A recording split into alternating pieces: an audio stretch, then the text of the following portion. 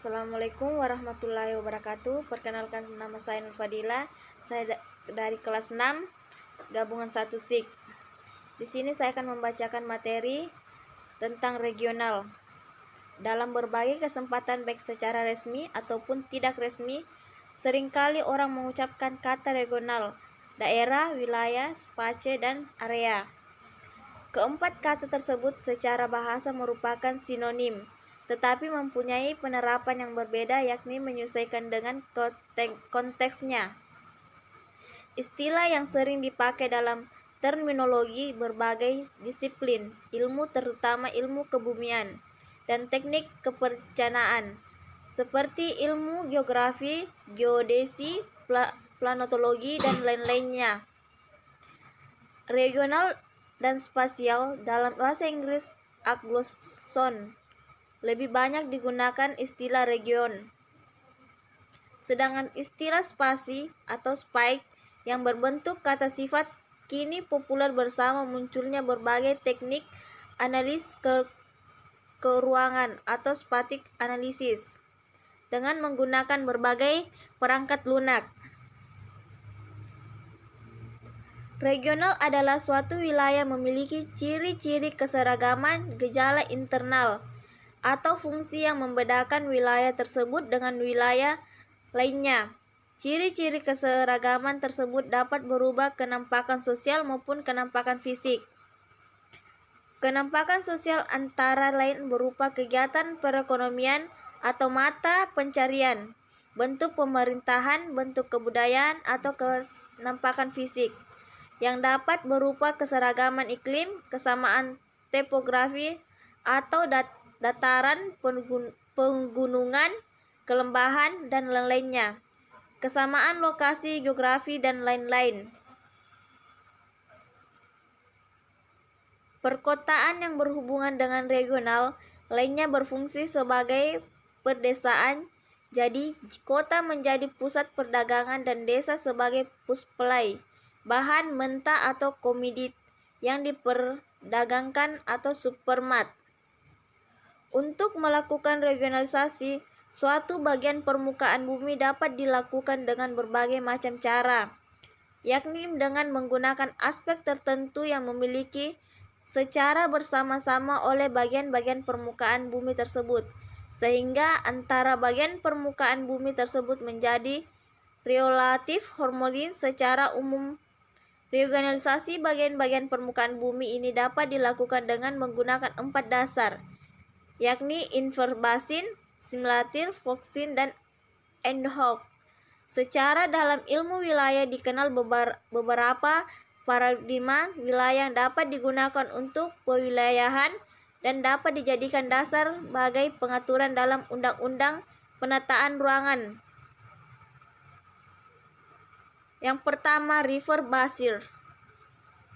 Regional berdasarkan asis river basir adalah penentuan suatu permukaan bumi sebagai suatu regional berdasarkan suatu lahan daerah, aliran sungai atau das, atau waterways. River basir adalah daerah yang menjadi tempat peristirahatan air hujan yang dibasis oleh igir-igir.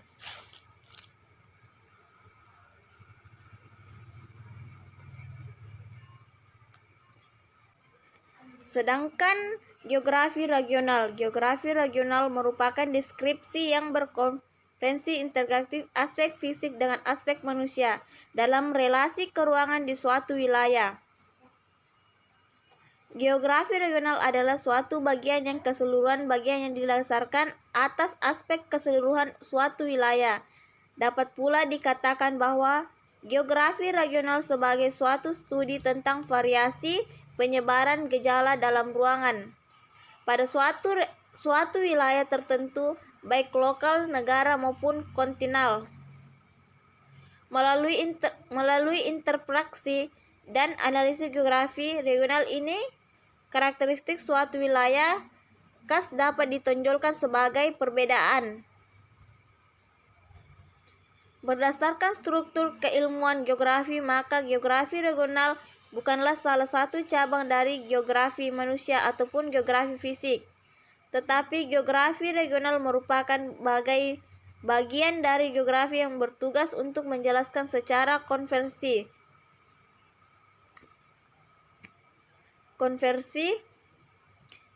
segala keterkaitan atau asosiasi, relasi, interrelasi, interaksi, interdependensi unsur fisik dan manusia yang ada pada suatu regional tertentu pada waktu tertentu. Melalui pendekatan historik, seorang ahli geografi akan dapat memperhitungkan atau melakukan pendugaan terhadap kemungkinan perubahan suatu gejala di dalam regional. Kompetensi diharapkan dari pembelajaran geografi regional. Ia mampu mendeskripsikan wilayah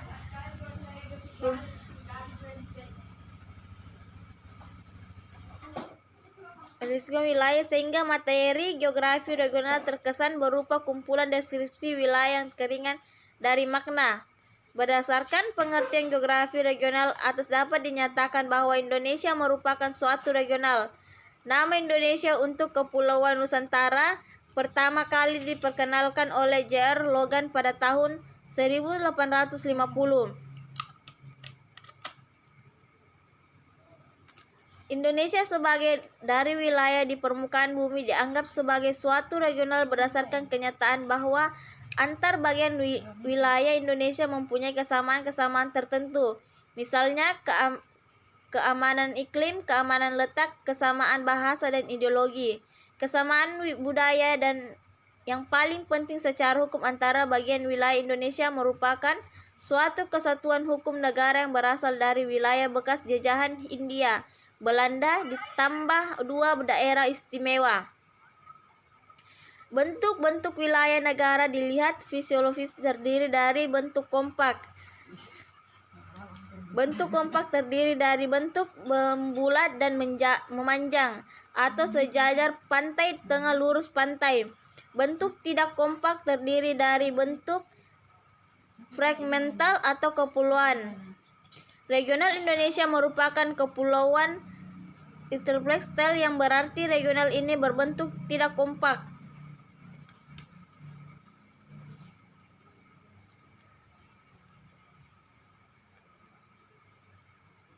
Batas wilayah diperlukan untuk kepulauan pengelolaan, pengawasan, pelindungan negara. Yang pertama, batas politik.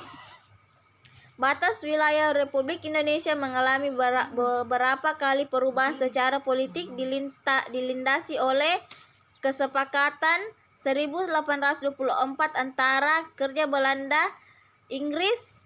Keduanya negara imperialis menguasai wilayah-wilayah jajahan. Banyak negara memerlukan batas penguasaan agar tidak terjadi konflik di antara mereka sendiri. Sedangkan keputusan Pengadilan Tetap Internasional tahun 1928, Ordonansi 1939,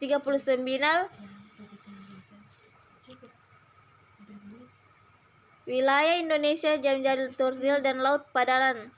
Saat itu laut teritorial dinyatakan sebagai wilayah perairan yang membentang ke arah laut sampai jarak 3 mil.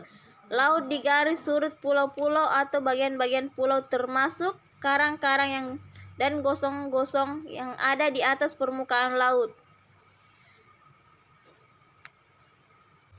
Atas dasar deklarasi Juanda selanjutnya ditetapkan Undang-Undang Nomor 4 PRP 60 tentang perairan Indonesia yang intinya menyatakan yang pertama, kepulauan dan perairan Indonesia menjadi satu kesatuan, sedangkan laut yang menghubungkan pulau demi pulau merupakan bagian tak terpisahkan dari daratnya. Yang kedua, lebar atau wilayah dinyatakan 12 mil, laut diukur mulai dari garis pangkal menuju keluar. Yang ketiga, di perairan pedalaman dijamin hak lintas damai bagi kendaraan air asing yang diatur oleh peraturan tersendiri.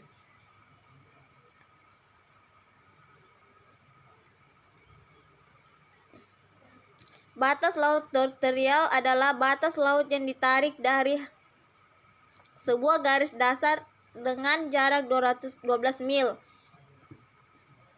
keluar ke arah laut bebas. Garis dasar yang dimaksud adalah garis khayal yang berhubungan titik sama dengan titik dari ujung ke ujung pulau terluar, jarak titik yang satu dengan titik yang lain, yang boleh dihubungkan dengan garis dasar tidak memilih 200 mil. Oleh karena itu, antara yang terletak di sebelah selatan Jawa tidak boleh menjadi dasar untuk menentukan batas laut teritorial dengan cara menarik garis dasar dengan titik maupun di pantai Australia. Sedangkan laut yang terletak pada bagian dalam garis dasar disebut laut pedalaman. Suatu negara memiliki hak kedaulatan sepenuhnya sampai batas laut teritorial. Meski demikian, suatu negara harus menyediakan jalur pelayaran untuk lalu lintas damai, baik di atas permukaan maupun di bawah permukaan laut. Sedangkan batas landas kontinen semula merupakan konsep dalam geologi. Secara geologi, suatu bagian lahan darat pantai akan menurun dari kemiringan kecil sampai ke bawah laut, tentu menurun secara terjal ke dasar laut. Bagian lahan dasar laut dengan kemiringan kecil tersebut dinamakan landas kontinen. Indonesia terletak di antara dua landas kontinen, yakni landasan kontinen Asia dan Australia. Kewarganegaraan dan hak sebuah negara dalam wilayah landas kontinen adalah dalam memanfaatkan sumber daya alam yang terdapat di dalam di bawah wilayah landas kontinen, tetapi dengan syarat tidak mengganggu lalu lintas pelayaran damai. Batas landas kontinen antara wilayah Republik Indonesia dan Malaysia di Selat Malaka sebelah selatan, selain ditarik di tegang-tegang antara Malaysia dan Republik Indonesia, juga berhimpit dengan batas laut teritorial kedua negara. Permasalahan batas landas kontinen pertama kali diajukan oleh AS pada Konvensi Hukum Laut Internasional 1 tahun 1958, mengingatkan banyaknya kekayaan pada wilayah ini menentukan batas landas kontinen negara-negara pantai.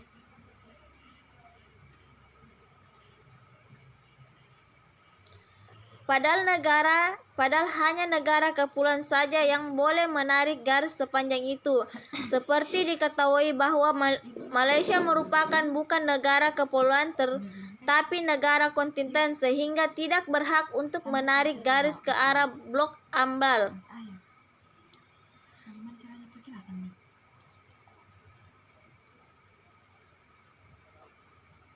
Undang-Undang Nomor 4 PRP 1960 tentang perairan Indonesia yang secara garis menyatakan bahwa kepulauan dan perairan Indonesia menjadi satu kesatuan, sedangkan laut menghubungkan pulau demi pulau merupakan bagian tidak dapat dipisahkan dari daratnya. Untuk ditarik garis pangkal lurus yang menghubungkan titik-titik terluar atau bagian pulau-pulau terluar dalam wilayah Indonesia.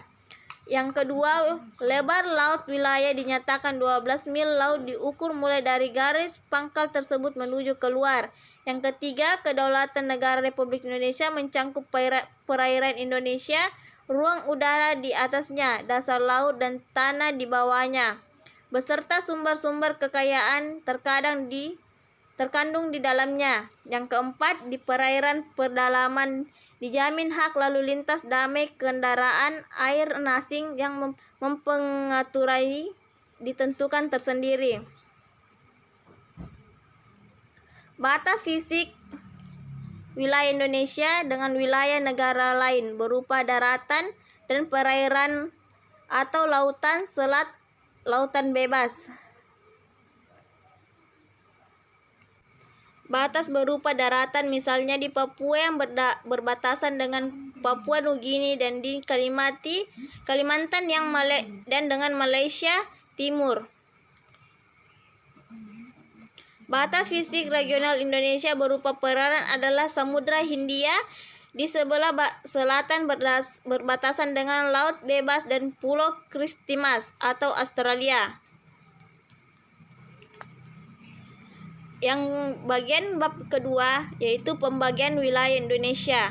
Indonesia merupakan regional dan skala besar yang dasar klasifikasinya atau nomenklatur yang lebih umum, sehingga apabila kita hendak membagi regional Indonesia menjadi beberapa regional lebih detail, sangat dimungkinkan misalnya regional Indonesia dapat dibagi menjadi regional atau resmi iklim, regional budaya, regional persebaran binatang, regional berdasarkan struktur geologis, dan lain-lainnya. Sedangkan regional Indonesia dalam berbagai aspek terbagi menjadi 3. Yang pertama, regional administrasi, regional geologis.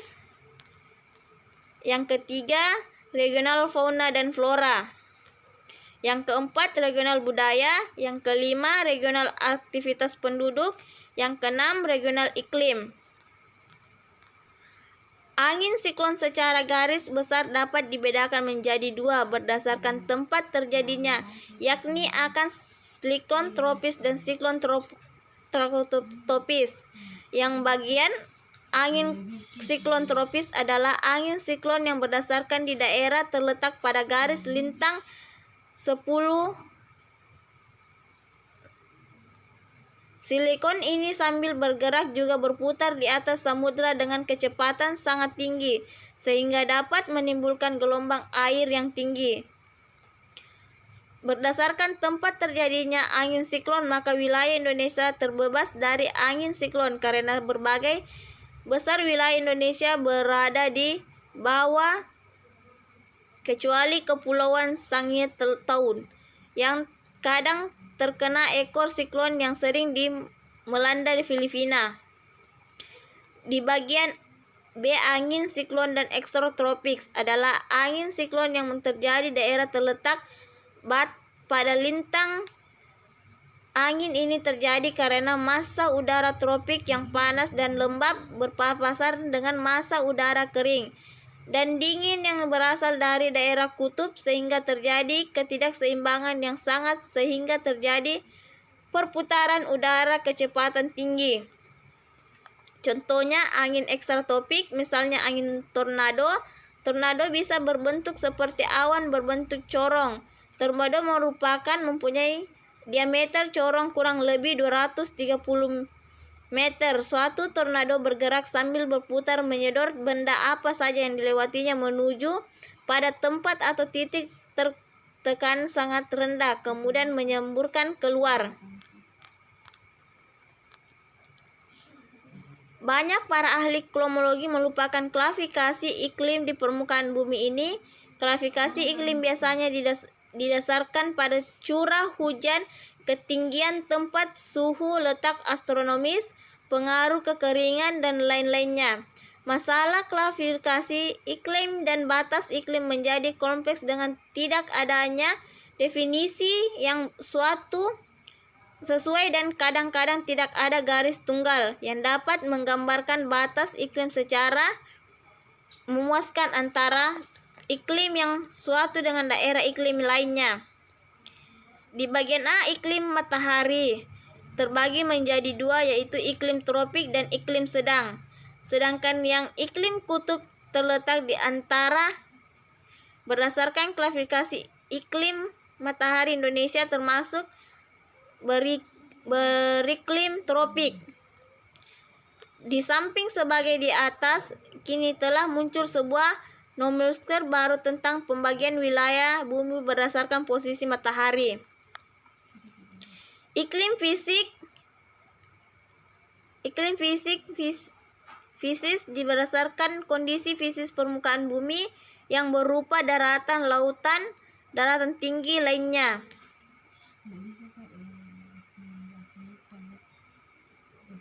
Adalah atur suhu berdasarkan hujan.